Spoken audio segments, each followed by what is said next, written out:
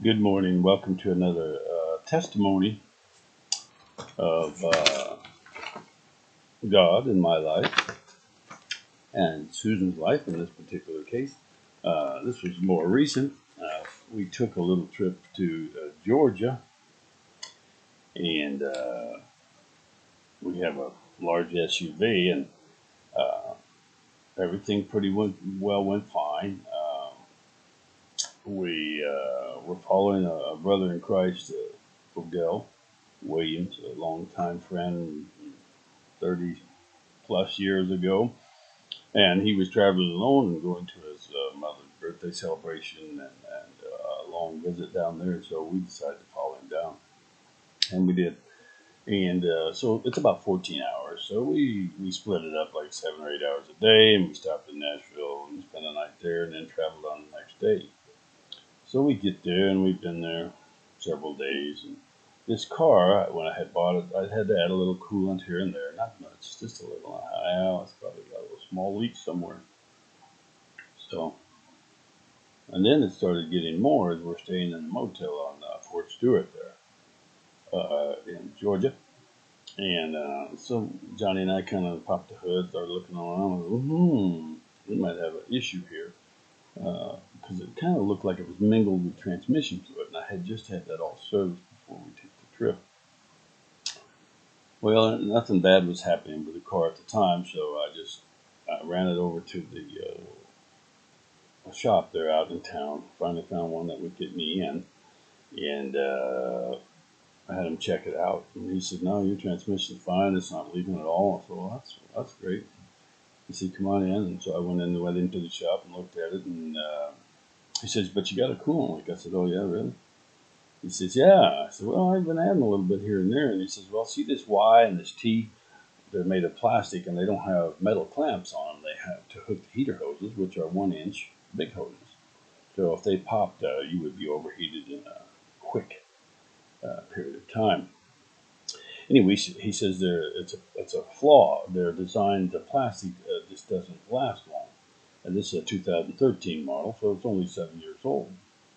So anyway, and it was really hot. We're talking 97 degrees plus 97 humidity, and it was hot all the way from Missouri all the way down. Really hot. And the car's black, jet black as well, and dual air conditionings, and just a big stress on the cooling system of the motor and the cooling system of the car. And so I said, "Well, okay, what can I do to fix it?" "Well, I'll get a hose." So I said, "I'll run over to O'Reilly's and get a hose." Well, there's no hose. It's an hour away to get the nearest hose. I thought, well, I'll just go buy a plastic tee and fix that myself. So that's what I did. I went and bought a tee and some clamps and whatnot and paid them for. But even that was a blessing in and of itself that the guy spotted it, told me exactly where it was, and the transmission was no problem, and so on. So that was a blessing. We got in there and got out there for $25, $30, which was another blessing.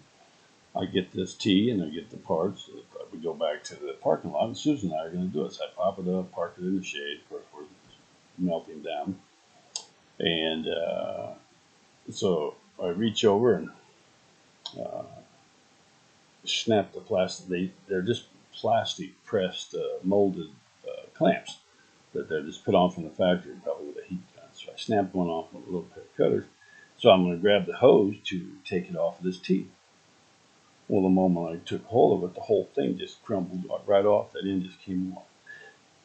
Now that doesn't sound like much, but in the middle of the night, downtown Nashville, with all the goings on, ridings and all this stuff, and you name it, middle of nowhere in the desert, out on the highways, broke down, overheated. It's a miracle that it just came off after we were here, had everything we needed, got taken care of, diagnosed, and we're going to pull the hose off, just give it a twist, and off it comes. I mean, hardly any pressure whatsoever. So it was ready to fall off on the highway. Get that all put in, and praising God, shared that with Johnny and Odell and his family. We had a little get together and shared that to a bunch of young people and all of his family members that were there. That they may seem small to some people, but miracles, and you don't even know. I mean, you could just go on and on. But if we broke down the highway and then a drunk comes by and runs into your car on the side of the road, I mean, catastrophic things can happen that we're all avoided because God took care of us. So I get that done, get it all taken care of, drive on back. get back to the house. We go to church that following Sunday, a day or two later. Coming up the hill from the church, air conditioning goes out. No, that would have been a very tedious trip. And those temperatures in a black SUV with no air conditioning. And I mean, the compressor blew up. It sounded like a jet engine whining, and then, and which was another blessing, believe it or not, because that put me in exact close proximity to a man that has a shop here by us who needs to know the Lord. And that just happens to be where I took it. And he ended up having that for a month. So we've had a few interesting conversations.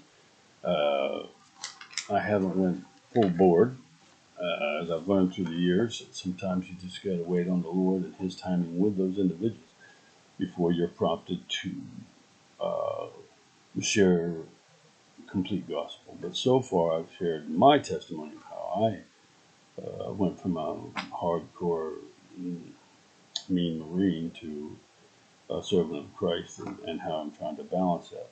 And so, and a few other things, and wood fishing and so on. So all that from to say this, from the air conditioning to the heater hose, it's all good. The car's all fixed. I have a new relationship with a man that definitely needs to know Christ, and has two children at home, a teenage girl and a younger boy, 10 or 12 years old, in a world that they have two phones, these kids, not one, but two.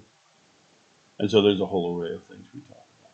So to God be the glory. And I just thank Him for all He does for us, known and unknown. Good day.